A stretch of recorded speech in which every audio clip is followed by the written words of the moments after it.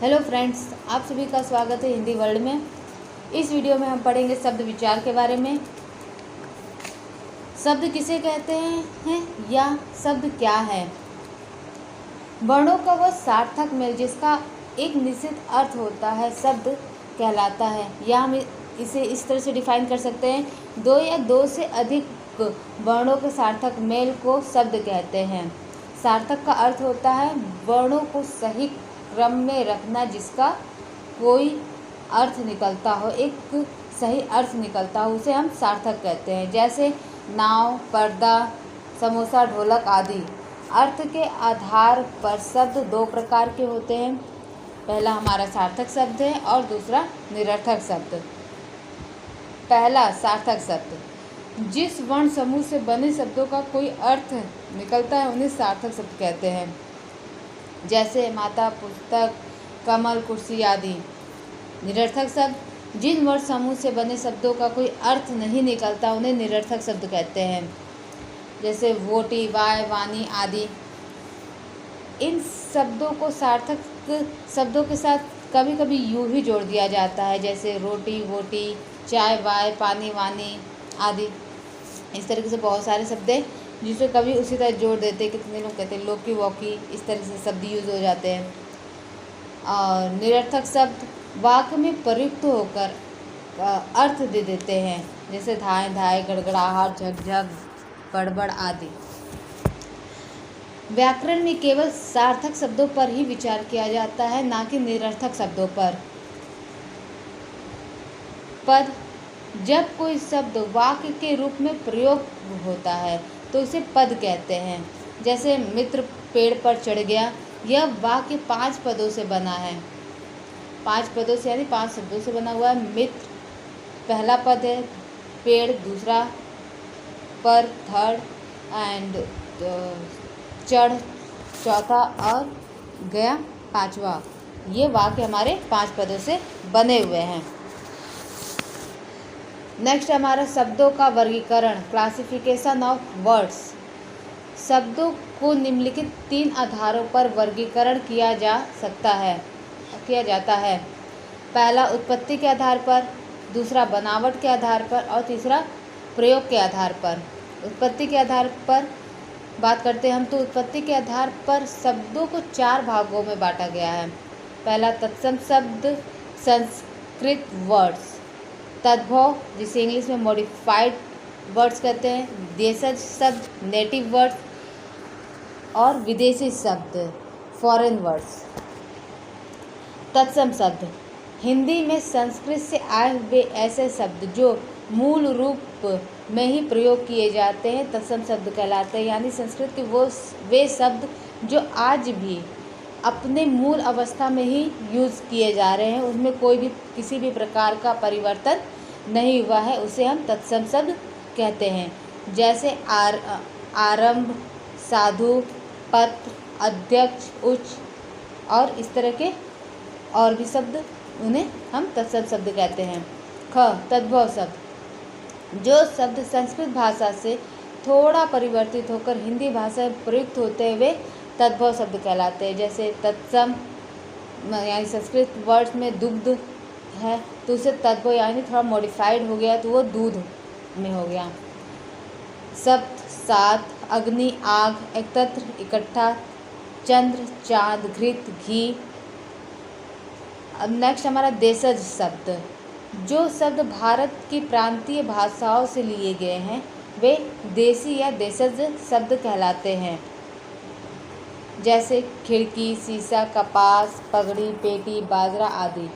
अब हम विदेशी शब्द की बात करते हैं। जो शब्द विदेशी भाषाओं से आकर हिंदी भाषा में प्रयोग होने लगे हैं उन्हें विदेशी शब्द कहते हैं। जैसे अंग्रेजी के शब्द, अरबी शब्द, तुर्की, फारसी, पुर्तगाली शब्द, ये सब हिंदी भाषा में विदेशी भाषा जो हिंदी शब्द में आकर प्रयोग होने लगे हैं वही हमारे विदेशी शब्द। ये हमारे विदेशी शब्द है। जैसे कि अंग्रेजी शब्द radio, coat, pen, parcel, purse, engineer, इस तरह के और शब्द यूज़ होते हैं। हमारे हिंदी भाषा में मिक्स अरबी अखबार, औरत, कलम, दफ्तर, कानून। तुर्की कैंची, लाश, कालीन, चाकू, सौगात। फारसी में देखिए गुलाब, कागज़, स्याही, हिम्मत, उम्मीद। और पुर्तगाली शब्द में तौलिया, पिस्तौल, कमरा, गमला आदि। ये सभी वो वर्ड है जो हम अपने रेगुलर प्रतिदिन लाइफ में यूज़ करते हैं। इसे जो हमारी विदेशी भाषा हमारी हिंदी भाषा में इस तरह से मिल चुकी है जिसे हम रेगुलर डेज में यूज़ करते हैं। नेक्स्ट है हमारा बनावट के आधार पर। बनावट के आधार पर शब्द 3 प्रकार के होते हैं। रूढ़ शब्द, यौगिक रूढ़, योग रूढ़ शब्द।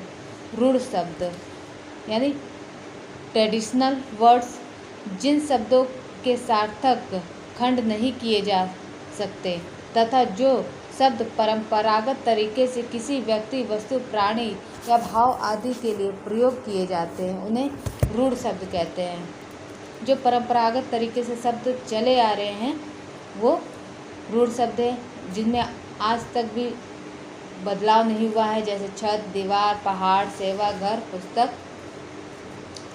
नेक्स्ट यौगिक शब्द, कंबाइंड वर्ड्स, जो शब्द 2 या 2 से अधिक शब्दों के सार्थक खंडों के मेल से बनते हैं उन्हें यौगिक शब्द कहते हैं। जैसे हिमालय, हिम धन आलय।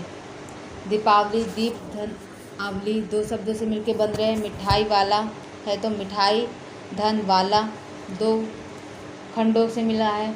पाठशाला, ये भी हमारे 2 खंडों से मिलकर बना हुआ है। नेक्स्ट योग रूढ़ शब्द, कंपाउंड वर्ड्स, जो यौगिक शब्द विशेष अर्थ में प्रयोग होते हैं तथा अपने सामान्य अर्थ को छोड़कर विशेष अर्थ प्रकट करते हैं उन्हें योग रूढ़ शब्द कहते हैं। यानी अपना जो विशेष अर्थ है उस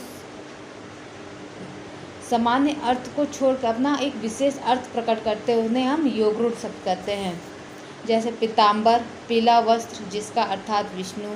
जलज, जल में जन्म लेने वाला अर्थात कमल। चौपाया, 4 पैरों वाला पशु।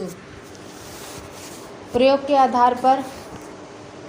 आधार पर शब्द 2 प्रकार के होते हैं, विकारी शब्द और अविकारी शब्द। विकारी शब्द वे शब्द जिन्हें किसी वाक्य में प्रयोग करने पर इसके रूप भेद के कारण बदल जाता है तथा शब्द का रूप वाक्य में प्रयोग करने के पश्चात वचन, लिंग, पुरुष, कारक तथा काल के कारण कुछ विकार पैदा हो जाते हैं उन्हें विकारी शब्द कहते हैं।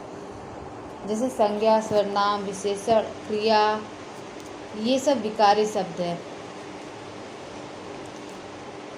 जैसा कि उसमें थोड़ा सा बदलाव हो जाता है अपने सेंटेंस में कुछ नया। जैसे संज्ञा बच्चा तो कभी बच्चे और ज़्यादा, बच्चों बहुवचन। इस तरह से लड़का, लड़के, लड़कों, इसमें बदलाव होता है तो ये विकार पैदा करती हैं। उसी तरह सर्वनाम है वह, उसने, उसे, वे, उन्हें, उन्होंने आदि। विशेषण नीला, नीली, नीले। क्रिया पढ़ा, पढ़ी, पढ़ते हैं, पढ़ता हूँ, पढ़ते हैं। इस तरह के और भी वर्ड्स जो एक अपना एक मूल रखते हुए लेकिन जब वचन, लिंग, पुरुष या काल में आते हैं तो परिवर्तित होते हैं, उनसे एक विकार पैदा होता है। अविकारी शब्द वे शब्द जिनके रूप में प्रयोग करते समय कोई परिवर्तन नहीं होता उन्हें अविकारी शब्द कहते हैं। जो अपनी एक मूल अवस्था में रहते हैं, चाहे वो किसी भी सेंटेंस में कोई भी काल हो, अपना एक स्थान रखते हुए कोई परिवर्तन नहीं दिखाते, वो अविकारी शब्द होते हैं।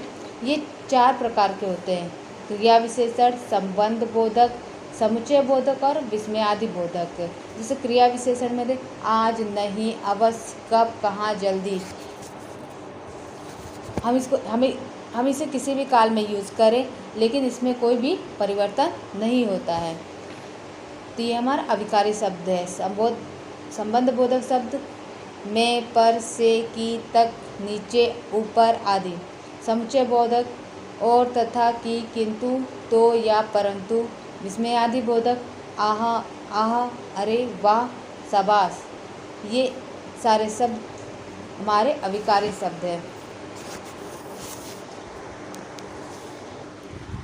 अगर आपको इस वीडियो और इससे पहले वाले वीडियो का नोट्स चाहिए तो इस वीडियो के डिस्क्रिप्शन में नोट्स का लिंक दिया गया है।